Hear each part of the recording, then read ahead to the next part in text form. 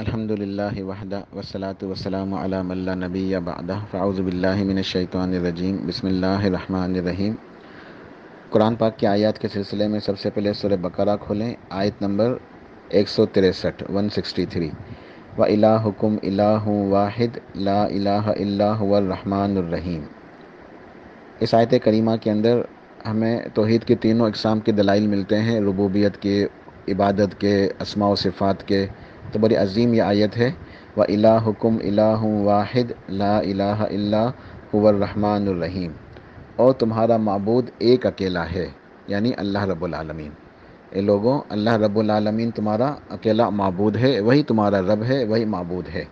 لا الہ الا ہو، اس کے سوا کوئی معبود برحق نہیں ہے، اس کے سوا کوئی سچا معبود نہیں ہے، لہٰذا اس کے سوا کسی اور کی عبادت نہیں کی جا سکتی، عبادت کے لائق صرف وہی ہے۔ اب چونکہ وہ معبود اکیلا ہے، دوسرا کوئی نہیں ہے، اور ان اللہ علی کل شیء قدیر ہے، تو کیا وہ ظالم ہے؟ نعوذ باللہ، نہیں، وہ ظلم نہیں کرتا، بلکہ هو الرحمن الرحیم، وہ بہت زیادہ، یہ مبالغے کا صیغہ ہے، کثرت کے ساتھ، کثرت مراد ہے کہ بہت زیادہ کثرت سے وہ رحم کرنے والا اور مہربانی کرنے والا ہے۔ اور رحمان اور رحیم اللہ پاک کی بڑی عظیم صفات ہیں، ان صفات کے اندر ایک مبالغہ ہے، کثرت ہے، اور ایک شدت ہے، پرجوش رحمت کرنے والا، شدید محبت کرنے، شدید جو ہے نا وہ رحمت کرنے والا، اور ایک تسلسل ہے کہ مسلسل رحم کرنے والا۔ یہ نہیں کہ آج رحم کیا اس رب نے، کل نہیں، آج لوگوں کو کھانا پینا روزی ملی، کل نہیں ملے گی، نہیں، بلکہ جب سے یہ دنیا قائم ہے، لوگوں کے پورے نظام حیات جو چل رہا ہے، یہ اللہ تعالیٰ کی صفت رحمان کی وجہ سے چل رہا ہے، اور صفت رحیم کی وجہ سے آخرت کا معاملہ چلے گا کہ صفت رحیم کی وجہ سے اللہ سبحانہ و تعالیٰ اپنے توحید پرست نیک لوگوں کے گناہوں کو معاف فرمائے گا اور انہیں جنت میں جگہ عطا فرمائے گا۔ تو یہ صفت رحمان اور رحیم اللہ تعالیٰ کی بڑی عظیم صفات ہیں، ان کی بڑی تفصیل ہے، اور ان کے اندر ان کا معنی مفہوم ایک بھی ہے، ان کے اندر ایک فرق بھی ہے، ایک علمی فرق ہے جو انشاءاللہ تفصیل اس کے آگے کے لیولز میں آئے گی توحید اسماء و صفات کے موضوع پر اس وقت انشاءاللہ۔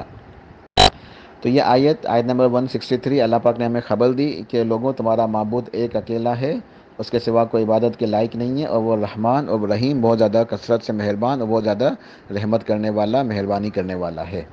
تو یہاں توحید اسماء و صفات کے بھی دلائل موجود ہیں، توحید عبادت کے دلائل بھی موجود ہیں۔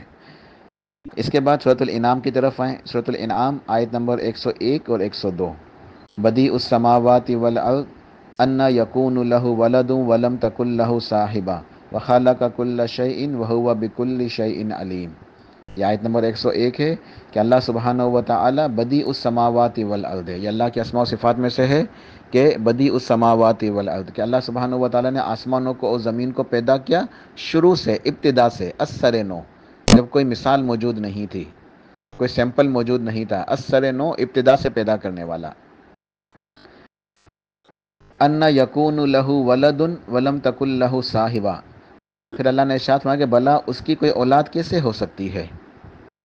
اللہ کے تو یہ لائق نہیں ہے کہ اللہ کی کوئی اولاد ہو، بلا اس کی اولاد کیسے ہو سکتی ہے جبکہ اس کی کوئی بیوی ہی نہیں ہے؟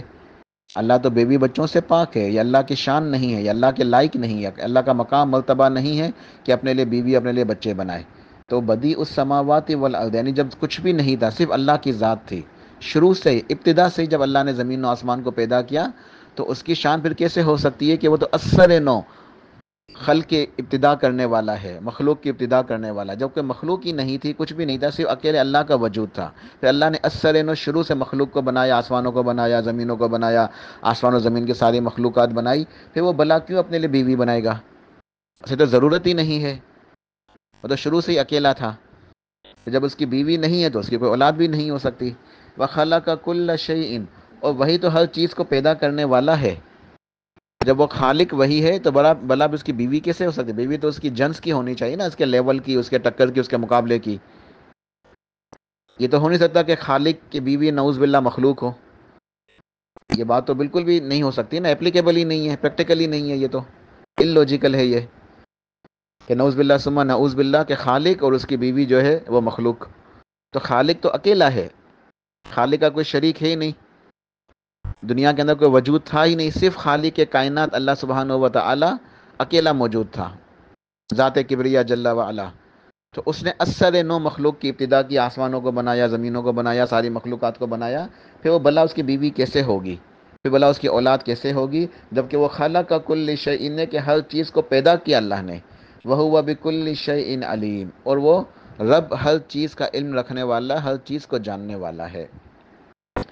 آگے اللہ پاک نے اگلی آیت میں ارشاد فرمایا ذالکم اللہ ربکم لا الہ الا ہو۔ دیکھیں قرآن پاک کا کتنا خوبصورت، کتنا پیارا انداز ہے سمجھانے کا۔ اے لوگوں سمجھ جاؤ، ذالکم اللہ ربکم، یہ ہے اللہ تمہارا رب، یہ اللہ ہے تمہارا رب جو بدیع السماوات والارض ہے، یہ اللہ ہے، یہ اللہ ہے جس نے ہر چیز کو پیدا کیا، وخلق کل شیء ہے، یہی ہے وہو بکل شیء علیم ہے، یہی ہے جس کے نہ بیوی ہے نہ بچے ہیں، یہ ہے اللہ، ذالکم اللہ ربکم، تمہارا رب ہے، لا الہ الا ہو، اس کے سوا کوئی معبود نہیں ہے، اس کے سوا کوئی سچا کوئی حقیقی معبود نہیں ہے۔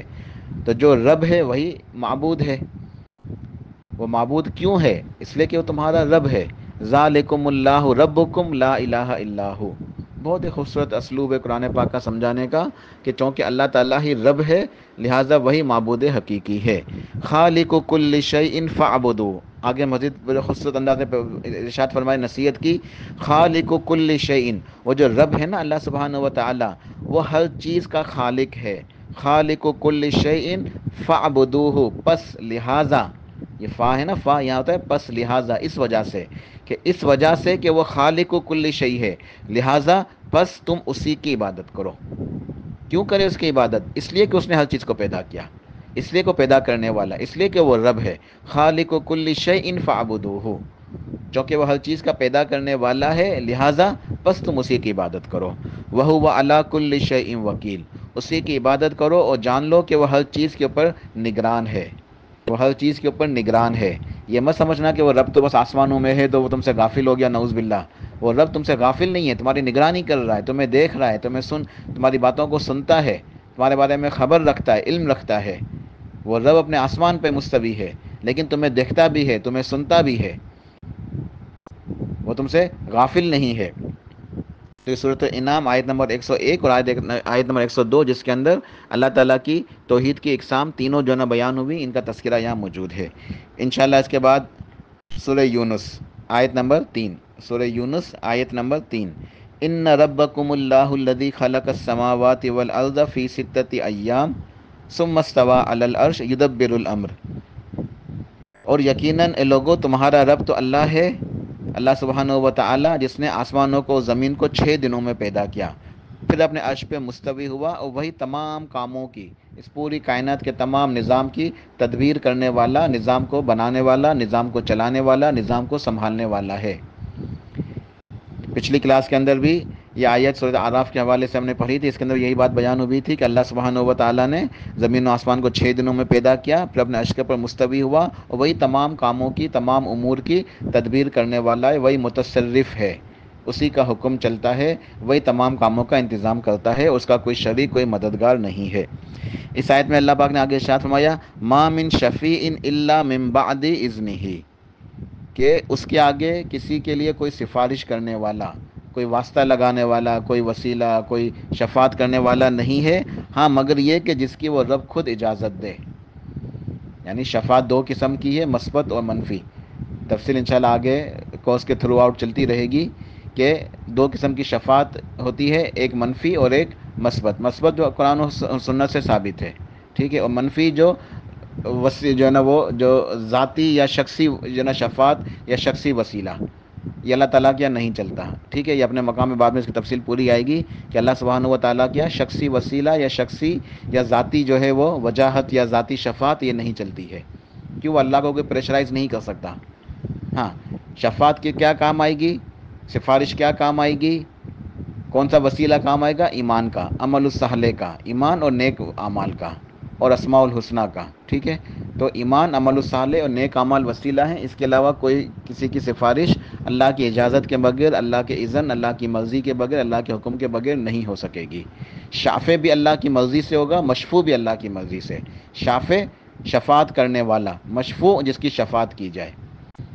تو جس کو اللہ تعالیٰ یہ حق دے گا کہ تم سفارش کرو، شفاعت کرو، جیسے انبیاء علیہ السلام ہیں، اللہ کے نیک بندے ہوں گے، صالحین وغیرہ، تو وہ اللہ کے حکم سے ہوں گے۔ اور کس کے لیے اجازت دی جائے گی؟ ان گنہگاروں کے لیے جنہوں نے اللہ کی توحید کو اختیار کیا ہوگا، ان کے نامہ اعمال میں گناہ تو موجود ہوں گے لیکن شرک کا گناہ نہیں ہوگا، ان کے لیے شفاعت ہوگی۔ شافع بھی اللہ کی مرضی، اللہ کے حکم سے، مشفوع جس کی سفارش کی جائے گی وہ بھی اللہ کے حکم، اللہ کی مرضی سے۔ من ذا الذی یشفع عندہ الا باذنہ، اللہ پاک نے آیت الکرسی میں ارشاد فرمایا کہ کون ہے جو اللہ کی اجازت، اللہ کے حکم کے بغیر اس کے آگے کسی کی سفارش یا شفاعت کر سکے۔ کل اللہ شفاعت جمیعا، آپ ارشاد فرمایا کہ ساری کی ساری شفاعت تو اللہ ہی کے اختیار میں، اللہ ہی کے ہاتھ میں ہے، شفاعت کا مالک اللہ ہے۔ تو یہاں بھی اللہ پاک نے یہی بات ارشاد فرمائی کہ ما من شفیع، کوئی شفاعت کرنے والا نہیں ہوگا اس کے یہاں، الا من بعد اذنہ، یہ کہ جس کے لیے خود اللہ تعالیٰ اجازت دے، شافع کے لیے بھی اللہ کی اجازت اور مشفوع کے لیے بھی۔ ٹھیک ہے، تو یہ شفاعت کے معاملات ہیں جو انشاءاللہ بعد میں تفصیل سے آتے رہیں گے۔ ذالکم اللہ ربکم فاعبدوا، پھر اللہ پاک نے یہی بات ارشاد فرمائی، یہ ہے تمہارا رب، اس رب کو پہچانو، اس کی معرفت حاصل کرو۔ تو چونکہ یہ رب ہے، فاعبدوہ، لہٰذا پس اسی کی عبادت کرو، چونکہ تمہارا رب اللہ ہے لہٰذا تم فاعبدوہ، پس اسی کی عبادت کرو، یہی صراط مستقیم ہے۔ افلا تذکرون، تم نصیحت کیوں حاصل نہیں کرتے؟ تم کیوں سوچتے نہیں ہو، سمجھتے نہیں ہو، اللہ کی توحید کو سمجھتے نہیں ہو؟ تم کیوں اپنے ایمان کو جو ہے نا وہ مضبوط نہیں کرتے؟ کیوں تم نصیحت حاصل نہیں کرتے؟ تم تقوی اختیار نہیں کرتے؟ تو اللہ کی توحید کو سمجھو، اللہ کا تقوی اختیار کرو اور نیک بن جاؤ۔ آخری مقام قرآن پاک کا آخری آیت سورۃ العنکبوت، آیت نمبر 17۔ اس آیت میں بڑی نصیحت ہے ہمارے لیے، فرمان باری تعالیٰ ہے، انما تعبدون من دون اللہ اوثانا وتخلقون افکا۔ بہت ہی عظیم آیت ہے سمجھنے کے لیے، بہت ہی عظیم نصیحت ہے اس کے اندر، ذرا غور سے سنیے گا۔ انما تعبدون من دون اللہ اوثانا وتخلقون افکا، اے لوگوں تم جن کی عبادت کرتے ہو من دون اللہ، یعنی اللہ کے ساتھ ساتھ تم جن کو پکارتے ہو نا، ان کی حقیقت کیا ہے کہ یہ وثن ہے۔ وثن کی جمع کیا ہے؟ اوثان۔ وثن کہتے ہیں بت کو، انسان اپنے ہاتھوں سے تراشتا ہے، مٹی کا یا لکڑی کا یا کوئی بھی مورتی، یہ بت ہیں، اسے وثن کہا جاتا ہے۔ اسی طریقے سے جس قبر کی عبادت کی جاتی ہے نا، اسے بھی وثن کہتے ہیں۔ وہ بھی مٹی ہوتی ہے، جب اس کی عبادت پوجا شروع ہو جاتی ہے تو وہ بھی وثن بت بن جاتا ہے۔ تو چاہے قبر ہے، چاہے کوئی درگاہ ہے، چاہے کوئی لکڑی کی مورتی ہے، چاہے کوئی سیمنٹ کی بنائی ہوئی ہے یا مٹی سے بنائی ہوئی ہے، ٹھیک ہے، کوئی بھی قسم کا بت ہے، کسی بھی شکل، کسی بھی جو ہے نا مٹیریل سے بنایا گیا ہے، حکم سب کا ایک ہی ہے۔ اور حکم کیا ہے کہ تم جن کے پکارتے ہو، تم جن کے وسیلے لگاتے ہو، جن کو جو نا جن کو تم پکار رہے ہو، واسطے لگا رہے ہو، یہ سب کے سب کیا ہیں؟ یہ تو بت ہیں، تم بتوں کو پکار رہے ہو۔ تو کتنی بڑی گمراہی ہے کہ تم اللہ کو چھوڑ کے تم بتوں کو پکار رہے ہو۔ انما تعبدون من دون اللہ اوثانا، تم جن کی عبادت کر رہے ہو اللہ کے علاوہ، وہ سب کے سب تو اوثان بت ہیں۔ وتخلقون افکا، اور تم نے اپنی طرف سے جھوٹ گڑھ لیا، تم نے اپنی طرف سے ایک جھوٹ بنا دیا کہ یہ فلاں مشکل کشا ہے، یہ حاجت روا، یہ دستگیر ہے۔ مکے کے لوگوں نے بھی یہی کیا تھا، لات، منات، عزا، حبل، ان نے اپنا اپنا مشکل کشا، حاجت روا بنایا ہوا تھا۔ آج ہمارے معاشرے کے اندر بھی یہی ہے کہ فلاں بزرگ کی قبر ہے، یہ حاجت روا ہے، فلاں یہ داتا ہے، یہ گنج بخش ہے، یہ نورانی نور ہے، ہر بلا دور ہے۔ تو جو تم یہ عقیدے رکھ رہے ہو، یہ یقین رکھ رہے ہو، جو نعرے لگا رہے ہو کہ داتا نہ دے گا تو کون دے گا، نورانی نور ہے، ہر بلا دور ہے، ٹھیک ہے، امام بری کر دے، کھوٹی قسمت کھری، اللہ فرما رہا ہے کہ وَتَخْلُقُونَ إِفْكًا، تم تو جھوٹ گڑھ رہے ہو، تم تو یہ جھوٹی باتیں ان کے جو نہ بنا رہے ہو، تم تو جھوٹ منسوب کر رہے ہو، اس کی کوئی حقیقت نہیں ہے کیونکہ تمہارے پاس اس کی کوئی دلیل نہیں ہے۔ تم نے جن کو مقرر کر دیا عبادت کے لیے، اللہ کے شریک بنا لیے، یہ تو بت ہیں، یا تو یہ قبریں ہیں، یہ درگاہیں ہیں، اور تم نے جھوٹ بنا دیا۔ شرک اس کائنات کا سب سے بڑا جھوٹ ہے، اس جملے کو آپ لکھ لیں، یاد کر لیں کہ شرک اس کائنات کا سب سے بڑا جھوٹ ہے، اور کلمہ توحید لا الہ الا اللہ اس کائنات کی سب سے بڑی حقیقت ہے۔ اس کائنات کی سب سے بڑی حقیقت، اس کائنات کے سب سے بڑا سچ لا الہ الا اللہ ہے، اور شرک اس کائنات کا سب سے بڑا جھوٹ ہے۔ تو تم نے جو نا یہاں جھوٹ بنا لیا، جھوٹ گڑھ لیا، وَتَخْلُقُونَ إِفْكًا، تم نے خلق کر لیا، تم نے بنا دیا کیا؟ جھوٹ، جھوٹی بات جس کی کوئی دلیل موجود نہیں ہے۔ آگے ارشاد فرمایا، ان الذین تعبدون من دون اللہ، تم جن کی عبادت کرتے ہو اللہ کے علاوہ، لا یملکون لکم رزقا، اے لوگوں سمجھ لو یہ تمہارے لیے رزق نہیں رکھتے، ان کے پاس تمہاری روزی نہیں ہے، یہ تمہارے داتا نہیں ہیں، تمہارے گنج بخش نہیں ہیں، تمہیں خزانے نہیں دے سکتے۔ لا یملکون، ان کے اختیار میں، ان کی ملکیت میں نہیں ہے، لکم تمہارے لیے، رزقا روزی، ان کے اختیار میں تمہارے لیے کوئی روزی نہیں ہے، ان کی ملکیت میں تمہارے لیے کوئی روزی روٹی کے جو ہے نا وسائل نہیں ہیں، ان کے پاس خزانے نہیں ہیں، یہ گنج بخش نہیں ہے، یہ داتا نہیں ہے، یہ تم نے سب جھوٹ بنائے ہوئے ہیں۔ لا یملکون لکم رزقا، ان کے پاس روزی ڈھونڈنے کا کوئی فائدہ نہیں ہے، یہ سب کا سب شرک ہے۔ روزی ڈھونڈنی ہے تو واتقوا اللہ واجملوا فی الطلب، اللہ سے ڈرو اور اپنی طلب میں، روزی ڈھونڈنے میں خوبصورتی جمال پیدا کرو، اچھے طریقے سے حلال روزی کماؤ۔ لا یملکون لکم رزقا، تمہارے بنائے ہوئے یہ مشکل کشا، یہ حاجت روا، یہ دستگیر، یہ تمہاری روزی کا اختیار نہیں رکھتے، ان کے پاس تمہاری روزی موجود نہیں ہے۔ آگے شاہ میں فابتغوا عند اللہ الرزق، کتنی صراحت کے ساتھ، پھر بھی جو نا یہ انسان سمجھتے نہیں ہیں، لوگ سمجھتے نہیں ہیں کہ قرآن پاک کے اندر عقیدہ کتنا خوبصورت، کتنے پیار کے ساتھ اور کتنے احسن طریقے سے اور کتنی وضاحت اور صراحت کے ساتھ کھول کھول کے بالکل کلیئرلی، کوئی ڈاؤٹ کی گنجائش ہی نہیں ہے، لا ریب سمجھایا گیا ہے کہ لا یملکون لکم رزقا، یہ درگاہ والے، یہ لات، یہ منات، یہ عزا، یہ حبل، یہ بت، تم نے جو بنائے ہوئے ہیں، یہ تمہاری روزی کا اختیار نہیں رکھتے۔ فابتغوا عند اللہ الرزق، رزق تو اللہ کے پاس ہے، تمہاری روزی تو اللہ کے پاس ہے۔ فابتغوا، لہٰذا ڈھونڈو، بس تم ڈھونڈو اپنی روزی اللہ کے پاس، یعنی اللہ سے روزی مانگو، یا رزاق مجھے رزق دے دے، یا رزاق میری روزی کے اندر برکت دے دے، تم اللہ سے روزی طلب کرو اور دنیا کے اندر محنت کرو۔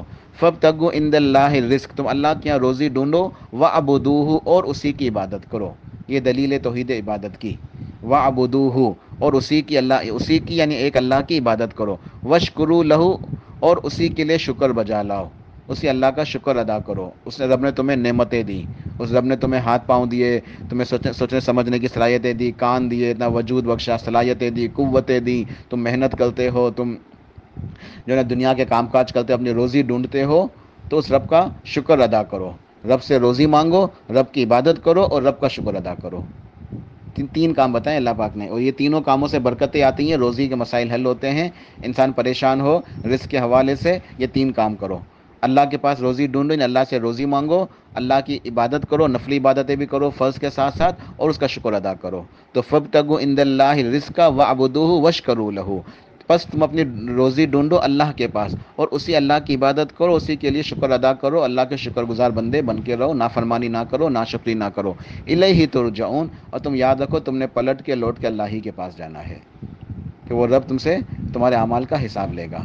لہٰذا دنیا کے اندر وقت موجود ہے، ان باتوں کو سمجھ لو، عقیدہ سیکھ لو، ایمان سیکھ لو، عمل الصالحات، نیکیاں سیکھ لو، نیکیاں کر کے رب کو راضی کر لو، اللہ کے پاس جاؤ تاکہ تم کامیاب ہو جاؤ۔ اللہ پاک توفیق عطا فرمائے۔ سبحان ربک رب العزت عما یصفون وسلام علی المرسلین والحمد للہ رب العالمین۔